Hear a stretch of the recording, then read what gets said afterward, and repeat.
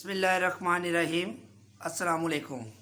बेटा, last time हमने discuss किया था कि साइक्लोअल्केन्स को हम कैसे याद रख सकते हैं। उनका स्ट्रक्चर अगर लिखा हो तो उसको हमने किस तरह पहचानना है कि कौन सा स्ट्रक्चर क्या होगा, तो वो हमने डिस्कस किया था। आज हम डिस्कस करेंगे साइक्लोअल्कीन्स और बेंजीन और उसके डेरिवेटिव्स के कुछ नाम। फिर अगले लेक्चर में इसको कंप्लीट करेंगे अब इंशाल्लाह ताला। तो ये आप यहाँ से स्टार्ट करते हैं। ये साइक्लोप्रोपेन का जो शॉर्टेस्ट फॉर्म थी, मैंने आपको बताया था कि 3 कॉर्नर अगर साइक्लिक फॉर्म में आप लिखते हैं ट्रायंगल, तो उसको हम जो है वो साइक्लोप्रोपेन कहते हैं। इसका शॉर्ट वर्जन है। इसको आप CH2 भी साइक्लिक फॉर्म में लिख सकते हैं, लेकिन हमने क्या लिखा है, साइक्लोप्रोपेन की जो शॉर्टेस्ट फॉर्म है। फिर जब हम अल्कीन्स में जाते हैं तो फिर जस्ट यहाँ पर डबल लाइन शो कर देते हैं हम। ये जो डबल लाइन शो करते हैं, जैसे भी कार्बन कार्बन डबल बॉन्ड निशानी किसकी है, अल्कीन्स की निशानी है। इसी तरह यहाँ पे भी कार्बन कार्बन डबल बॉन्ड को शो करने के लिए ये ट्रायंगल है, इसमें डबल लाइन शो कर देते हैं। तो ये डबल लाइन जो होती है ये अल्कीन्स की निशानी होती है। चूँकि साइक्लिक फॉर्म में है तो इसको हम बोल देते हैं साइक्लोप्रोपीन। साइक्लोप्रोपेन से देखिए सर, एन की जगह ईन आया था, जैसे इथेन की जगह इथीन बन गया था, प्रोपेन से प्रोपीन बन गया था, ब्यूटेन से ब्यूटीन। तो ये साइक्लोप्रोपेन है, जस्ट साइक्लोप्रोपीन बन गया है। डबल बॉन्ड आप यहाँ भी लगा सकते हैं, यहाँ भी लगा सकते हैं, यहाँ भी लगा सकते हैं, जहाँ मर्जी लगाएं, इससे कोई फ़र्क नहीं पड़ता। नाम इसका साइक्लोप्रोपीन ही रहेगा। इसके लिए नंबरिंग या पोजीशन की ज़रूरत यहाँ पे नहीं पड़ती। जब तक साइक्लिक कंपाउंड में एक डबल बॉन्ड होता है तो हमें नंबरिंग की ज़रूरत नहीं पड़ती। इसी तरह यहाँ पे ये साइक्लोप्रोपेन था, तो एक लाइन आने से ये बन गया, डबल लाइन लगाने से साइक्लोप्रोपीन बन गया। इस तरह ये क्या है बेटा, साइक्लोब्यूटेन। क्या है, साइक्लोब्यूटेन। ये हम लास्ट टाइम याद कर चुके हैं। अब यहाँ पे एक डबल लाइन लगा दें, यहाँ लगा दें, यहाँ लगा दें, यहाँ या यहाँ। मैंने 2 जगह लगाई है, आप यहाँ भी लगा सकते हैं और आप जो है वो इस तरफ भी लगा सकते हैं। जहाँ मर्जी आप डबल लाइन लगा दें तो इसकी ये निशानी होगी डबल बॉन्ड की। वैसे आपको पता है 4 कॉर्नर हैं तो इसको हम साइक्लोब्यूटेन कहते हैं, स्क्वायर को।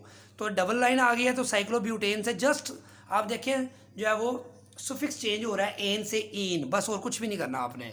तो ये साइक्लोब्यूटीन, इसका आपने यहाँ याद रख लेना है। सेम इस तरह इसको हमने बेटा, ये 5 कॉर्नर है, पेंटागोनल अरेंजमेंट है ये, सपोज।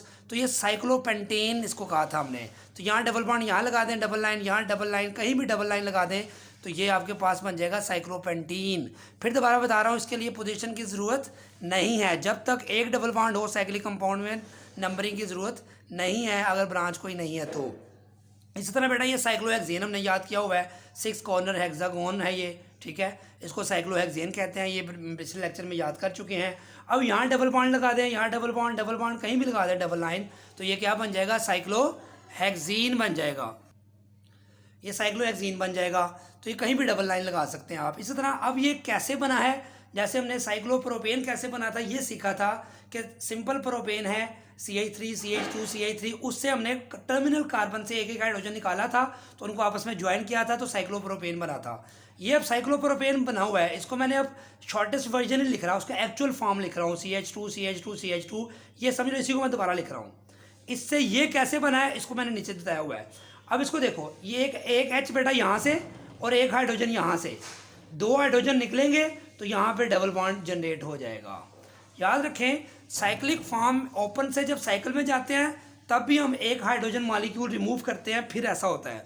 सेम इस तरह अगर साइक्लोअल्केन से साइक्लोअल्कीन में जाते हैं, चाहे वो साइक्लोप्रोपेन से साइक्लोप्रोपीन में जाएं, साइक्लोब्यूटेन से साइक्लोब्यूटीन में जाएं, साइक्लोपेंटेन से साइक्लोपेंटीन में जाएं, साइक्लोहेक्सेन से साइक्लोहेक्सीन में जाएं, हर दफ़ा जाते हुए आपको एक हाइड्रोजन मॉलिक्यूल यहाँ से रिमूव करना पड़ेगा, फिर ऐसा होगा। जैसे एक एग्जांपल आपके सामने है, एक हाइड्रोजन यहाँ से, एक हाइड्रोजन यहाँ से जाएगा, पीछे CH रह जाएगा और यहाँ डबल बॉन्ड आ जाएगा। सेम यहाँ भी ऐसे देखिए, ये साइक्लोब्यूटेन का ओपन स्ट्रक्चर है, CH2 यहाँ भी CH2 है, लेकिन एक H मैंने इधर बाहर लिख दिया, H बाहर लिख दिया आपको समझाने के लिए। ये अब H2 यहाँ से निकलेगा मॉलिक्यूल, देखिए ये -H2 का मतलब हाइड्रोजन निकल रहा है। जो ये हाइड्रोजन दोनों निकलेंगे यहाँ डबल बॉन्ड आ जाएगा, क्योंकि कार्बन की वैलेंसी पूरी करने के लिए एक बॉन्ड यहाँ से कम हुआ, एक बॉन्ड यहाँ से कम हुआ, वो आपस में बॉन्डिंग कर लेंगे तो यहाँ डबल बॉन्ड जनरेट हो जाएगा। कार्बन की वैलेंसी देखें, 2 3 और 1 4, 2 इस कार्बन का एक बॉन्ड 3 और एक हाइड्रोजन से 4। अब ये साइक्लोब्यूटीन है जिसको हमने यहाँ लिखा हुआ था, ये साइक्लोप्रोपीन है जिसको हमने यहाँ ये लिखा हुआ था। तो ये बेटा आप समझ गए हैं, साइक्लोअल्केन को से साइक्लोअल्कीन बनाना नहायत आसान है। अगर ये आपको साइक्लोप्रोपेन, साइक्लोब्यूटेन, साइक्लोपेंटेन, साइक्लोहेक्सेन अगर स्ट्रक्चर याद है तो जस्ट एक एक डबल लाइन लगानी है आपने, एक लाइन के साथ जो है तो वो अल्केन से अल्कीन बन जाएगा, प्रोपेन से प्रोपीन, ब्यूटेन से ब्यूटीन, पेंटेन से पेंटीन, हेक्सेन से हेक्सीन, साइक्लिक कंपाउंड लगाने से। अब हम बात करते हैं बेंजीन। बेंजीन का नाम बेटा आपने सुना हुआ है, मैट्रिक में भी आपने देखा होगा, फर्स्ट ईयर में भी आपने सुना है। बेंजीन का मॉलिक्यूलर फॉर्मूला क्या है? C6H6। अब ये 6 कार्बन को कैसे अरेंज करना है साइक्लिक फॉर्म में, तो देखिए पहले मैंने स्ट्रक्चर बनाया है, कार्बन कार्बन का सिंपल स्केलेटन शो किया है जिसमें कार्बन कार्बन सिंगल बॉन्ड से ज्वाइन है।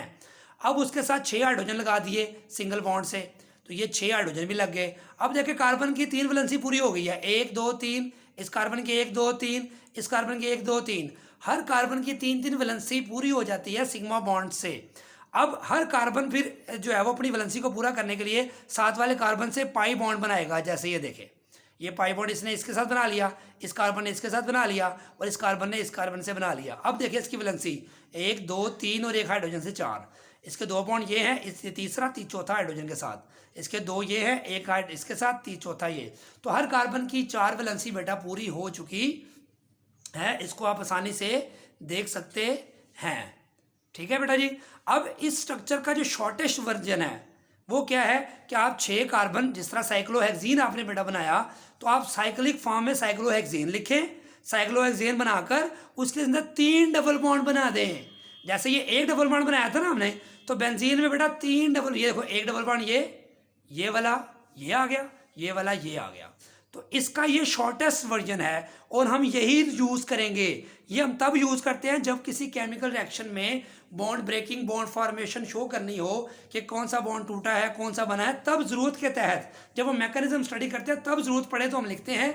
अदरवाइज हम बेंजीन का जब भी स्ट्रक्चर आपसे पूछा जाए क्या है, तो बेटा आप ये लिखेंगे। इसका भी मज़ीद शॉर्टेस्ट वर्जन क्या है कि आप 6 कार्बन का साइक्लोहेक्सेन बनाकर दरमियान में एक सर्कल बना दें। ये सर्कल 3 डबल बॉन्ड्स को शो करता है। ये सर्कल क्यों लगाते हैं, ये नेक्स्ट किसी टॉपिक में जाके जब हम चैप्टर नंबर 9 तफसील से पढ़ेंगे तो वहाँ हम रेजोनेंस का टॉपिक पढ़ेंगे, तब जाके हम इसको डिस्कस करेंगे। फिलहाल आपने सिर्फ याद रखना है कि बेंजीन कब आपको ड्रॉ करनी हो, एक तरीका यह है कि आप साइक्लोहेक्सेन बनाएं, इस तरह का 6 कॉर्नर वाला साइक्लोहेक्सेन बनाएं और 3 डबल बॉन्ड बना दें alternate, double single double single double single, या उसकी जगह क्या बना दें, सर्कल बना दें। सर्कल को लिखना और आसान हो जाता है कि जस्ट आपने दायरा बना देना है। बाज़ का बच्चे छोटा सा दायरा बनाते हैं जैसे फुल स्टॉप है, आपने प्रॉपर सर्कल बनाना है जो काफ़ी बड़ा हो, नज़र आ सके दूर से भी। तो ये आपके पास बेंजीन का ये स्ट्रक्चर है जिसमें एटम्स शो किए हुए हैं, और यहाँ इसका जो है शॉर्टेस्ट वर्जन है, इसको मज़ीद इसकी मॉडिफाइड फॉर्म है, इसको आप ऐसे ड्रॉ कर सकते हैं। तो अगर आप बेंजीन क्या है ये भी चैप्टर में जाके आएगा, लेकिन फिलहाल समझ लें कि बेंजीन क्या है। इसको अगर डिफाइन करना हो या इसको डिस्क्राइब करना हो तो ये क्या है बेटा, 6 membered cyclic ring of carbon atom. 6 membered कैसे, 1 2 3 4 5 6 membered ring of carbon atom which contain 3 double bonds alternate with 3 single bonds।